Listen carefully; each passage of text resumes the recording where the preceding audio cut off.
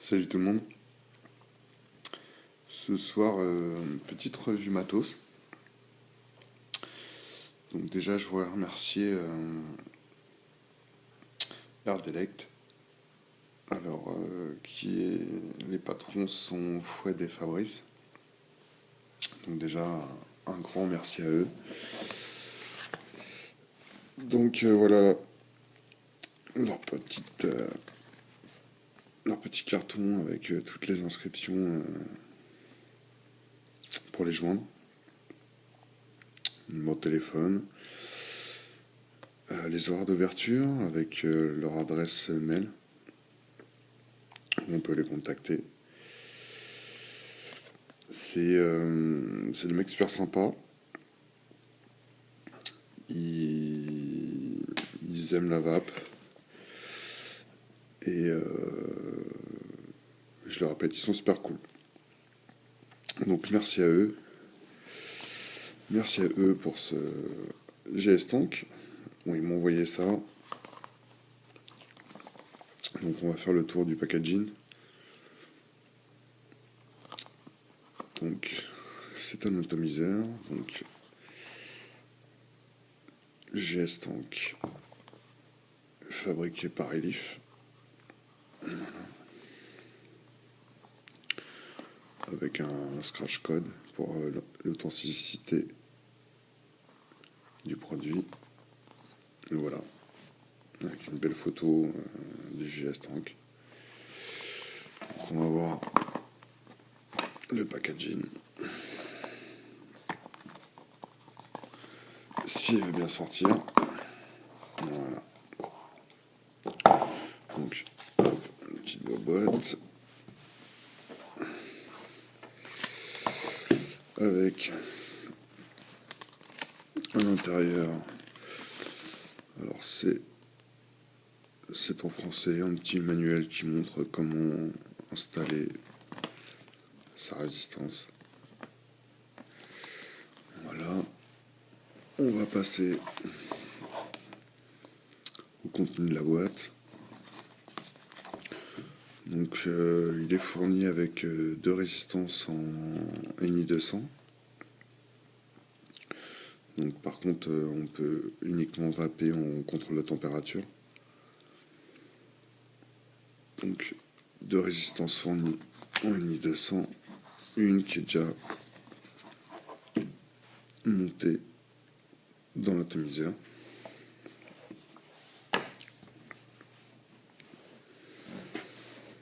Voilà, donc je vous laisse faire le tour de l'atome.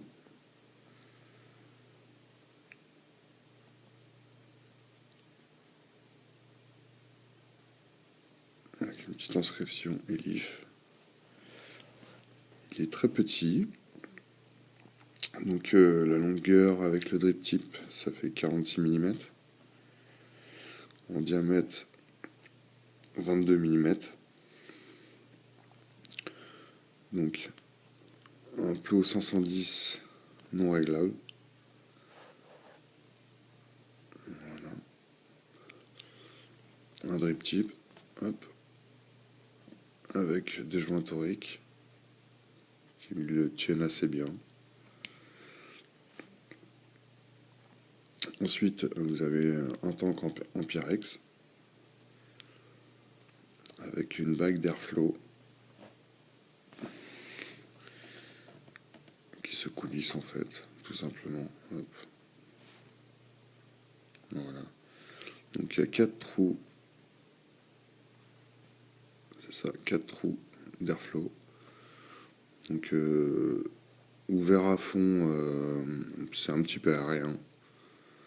Donc après, si vous aimez les tirages serrés, vous réglez votre bague. Voilà. Donc on va le démonter.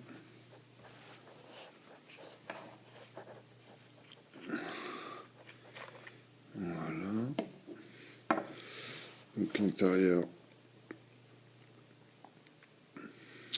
de atomiseur. Donc vous avez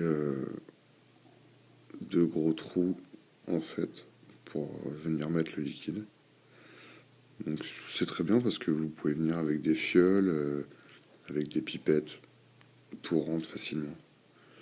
Donc bien sûr ne pas mettre le liquide dans le trou central, sinon c'est fuite assurée.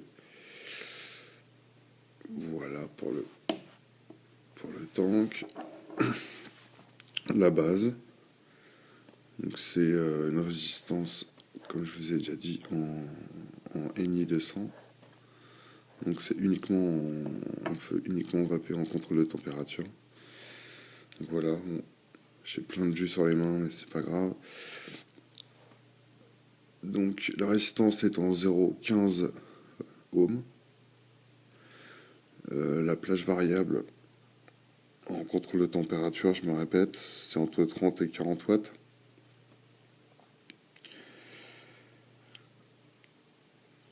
Voilà. Donc là vous avez la base avec le pin au fond. C'est tout simple. C'est tout simple, c'est vraiment facile à installer. Voilà, une fois que votre résistance est bien vissée, vous la replacez dans votre tank. Tout simplement. Voilà.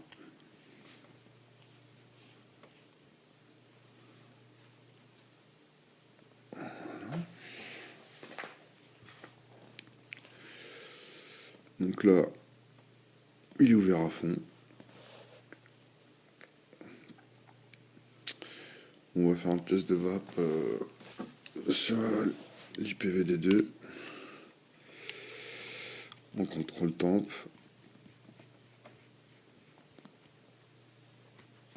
Voilà, ça fait un joli setup. Il est assez petit.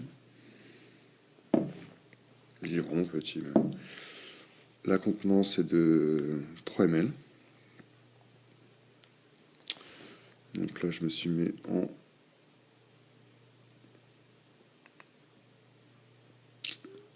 alors, je suis en joules, je suis à 30 joules. Je me suis mis à 250 Fahrenheit et la résistance, voilà. On va faire un petit test de vape.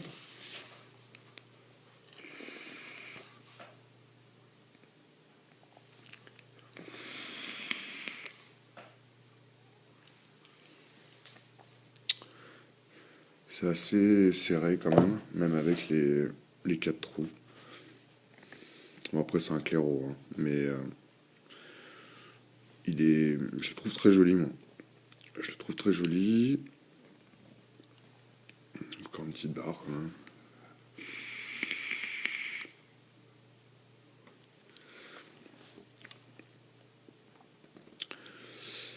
C'est un beau modèle. Je vais vous dire les moins tout de suite. Pour moi, les moins, je trouve que c'est dommage qu'il n'y ait pas de RDA. Une base aurait été sympa en fait de se construire ses propres résistances dedans. Parce que là on peut vaper uniquement en Ni 200. Donc bon, maintenant il y a beaucoup de box qui ont le contrôle temp, mais je trouve que c'est dommage de ne pas vaper en wattage. Mais la vape est bonne, mais c'est pas aérien, quoi. Voilà, on a fait le tour de cet atomiseur. Écoutez,